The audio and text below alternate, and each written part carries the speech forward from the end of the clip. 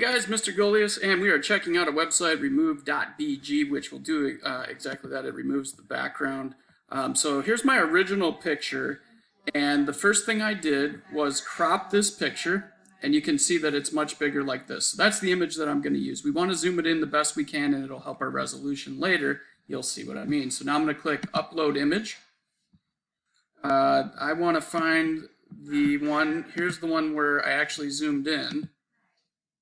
And now it's actually working. Right now you see it uploading and it's automatically, there it is, and boom, background gone. And look at the quality of that. So now it has a higher resolution.